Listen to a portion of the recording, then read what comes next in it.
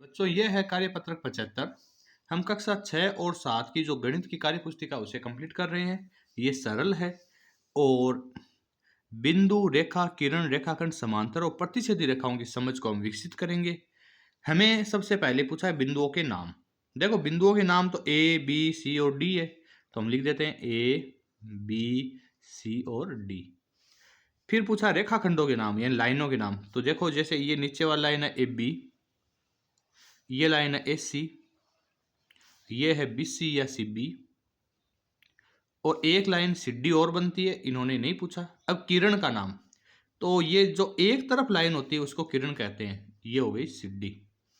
ठीक है, पहला सवाल कंप्लीट हुआ। सवाल नंबर 2 देखिए, ये आपको उत्तर दिखाई देता रहेगा पहले सवाल का। नीचे दिए गए युग्म कुछ रेखा युग्म दिए गए हैं, इनमें से कौन कौन सी रेखाएं एक दूसरे को प्रतिच्छेद करेगी? यदि हाँ तो स्केल की सहायता से आगे बढ़ाते हुए प्रतिच्छेद बिंदु लिखिए। देखो ये रेखा है ना बिल्कुल बराबर बराबर दूरी पर है, तो ये समांतर रेखा है, तो हम कहेंगे नहीं। ये जैसे अगला सवाल है, इसके अंदर हमारी रेखाएं प्रतिच्छेद करेगी, तो हम प्रतिच्छेदी रेखाएं बना देते हैं।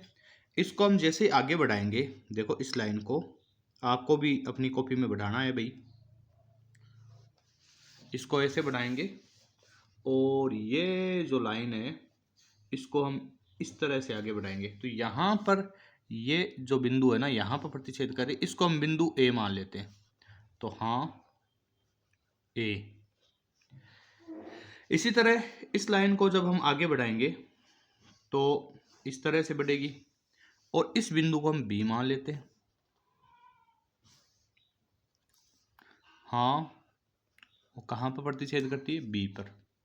तीसरी वापस ये समांतर रेखा है, तो नहीं। इस तरह से ये कार्यपत्रक 75 कंप्लीट हुआ। जय हिंद, जय भारत। दूसरों के साथ भी शेयर करें और अच्छे से पढ़ाई करें। बढ़िया से पढ़ाई करके बहुत अच्छे नंबर लाने हैं आपको। चलो फिर मिलेंगे।